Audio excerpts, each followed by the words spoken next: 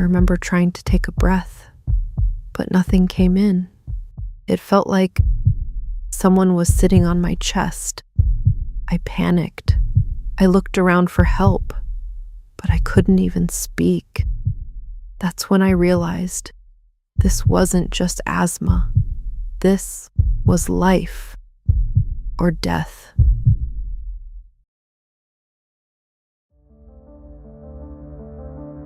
Welcome to Living with Asthma, a podcast dedicated to understanding, managing, and ultimately transforming the way we live with asthma.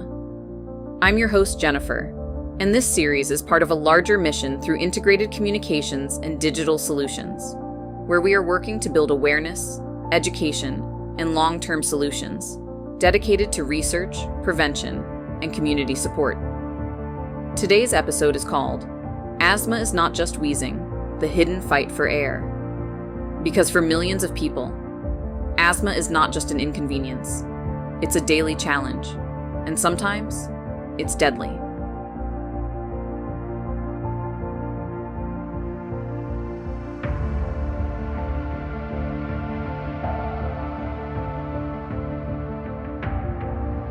Let's start with the basics. Asthma is a chronic condition that affects the airways in your lungs, the tubes that carry air in and out of your body. When someone with asthma is exposed to a trigger, three things happen. First, the airways become inflamed. They swell. Second, the muscles around those airways tighten. This is called bronchoconstriction. And third, the body produces excess mucus, which clogs the already narrowed airways. The result? Air can't move freely. Breathing becomes difficult, sometimes terrifying. Imagine trying to breathe through a straw while someone slowly tightens it. That's what an asthma attack can feel like.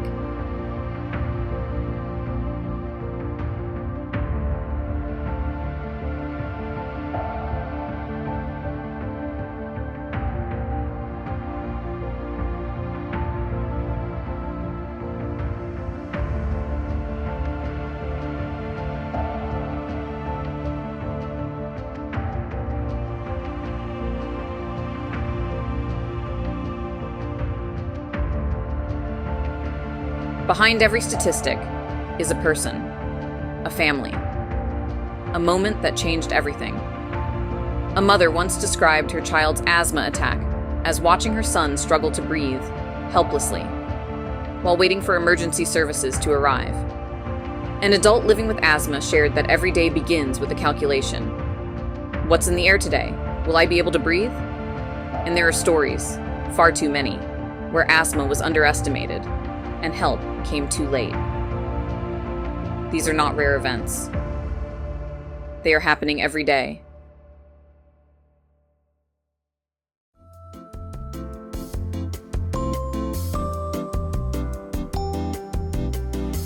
To help us better understand what's really happening inside the body and what people need to know, we're joined today by a board-certified New York City-based pediatric pulmonologist, sleep medicine specialist, and asthma expert with over 25 years of experience, Dr. Mayank Shukla from the Asthma and Sleep Institute in New York City.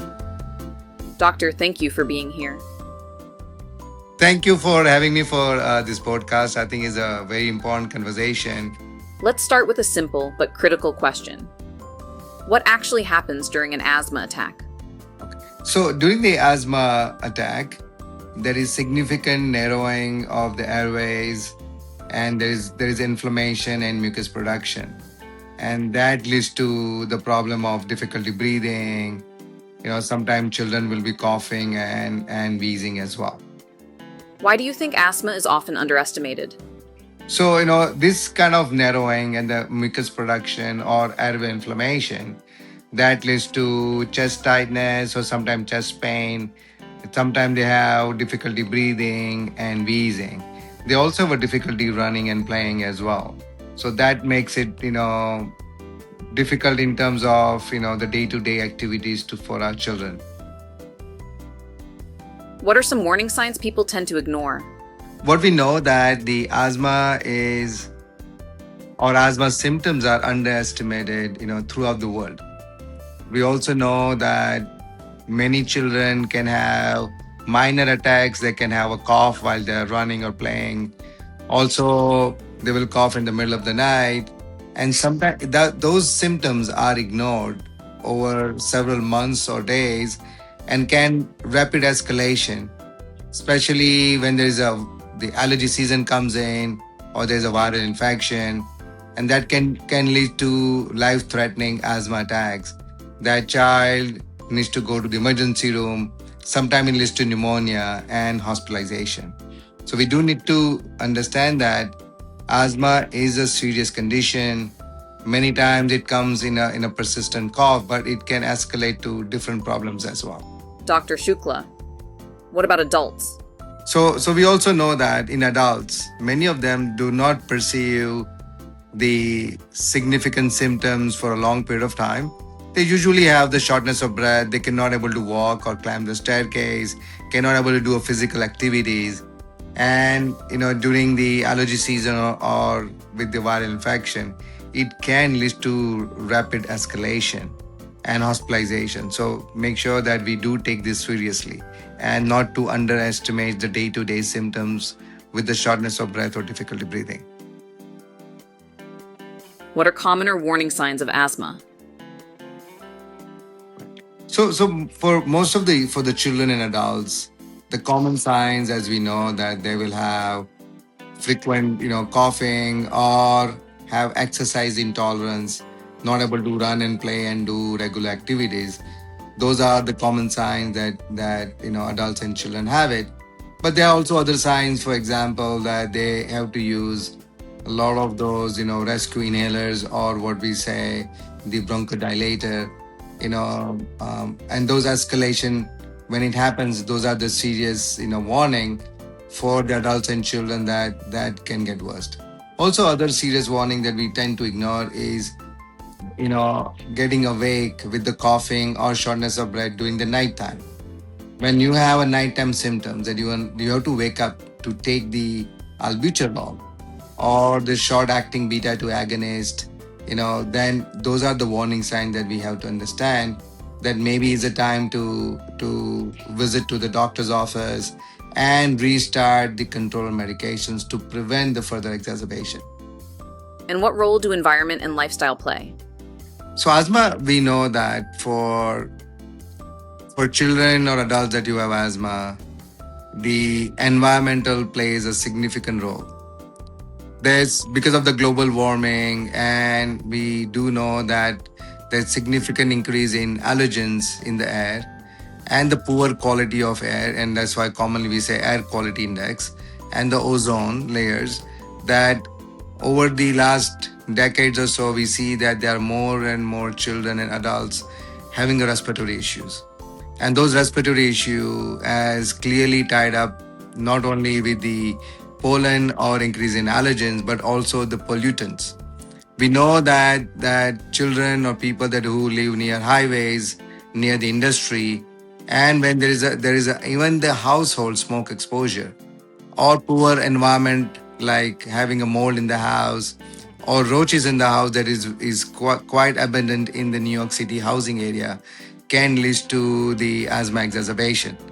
So treating the environment or having environmental control has a significant way to improve your asthma control as well.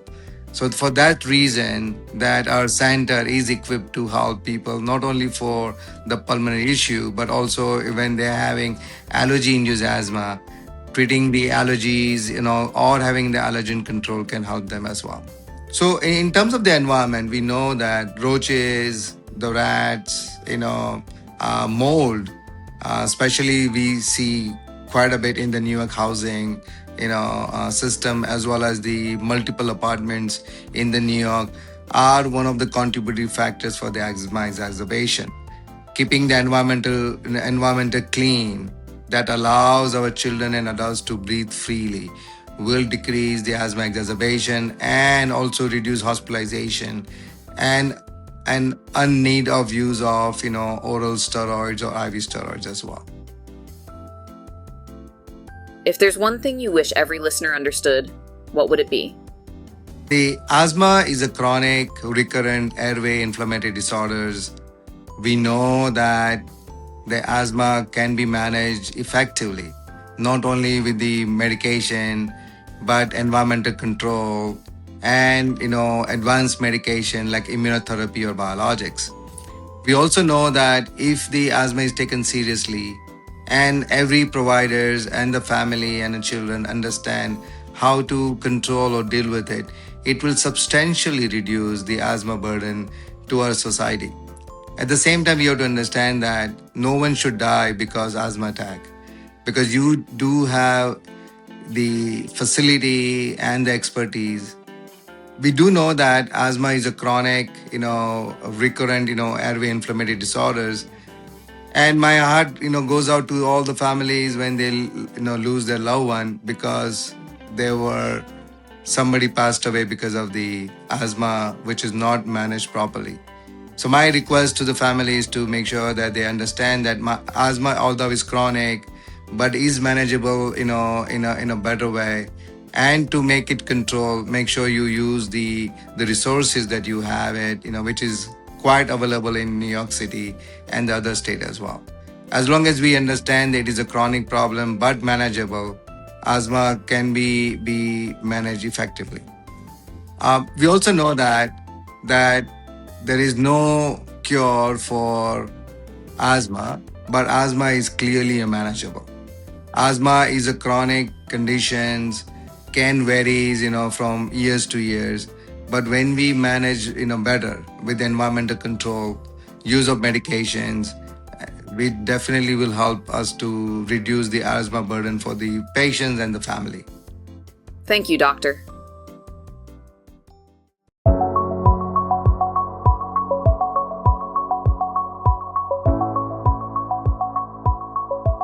Let's take a moment to look at the bigger picture.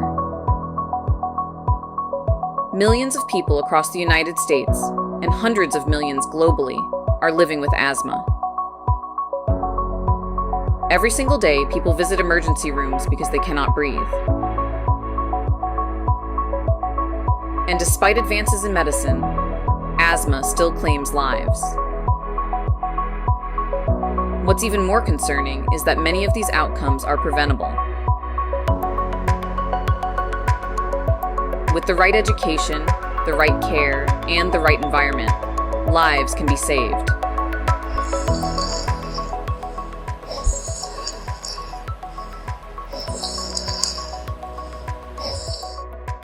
Asthma is serious, but it is also manageable. And that's why this podcast exists.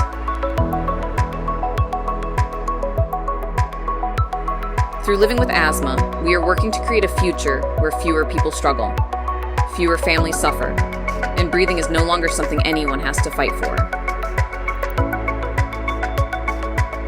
If you or someone you love is living with asthma, we invite you to be part of this journey. Share your story.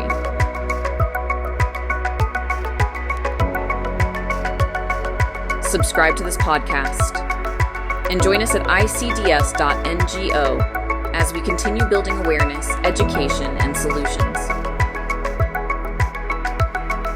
Because breathing should never be a privilege.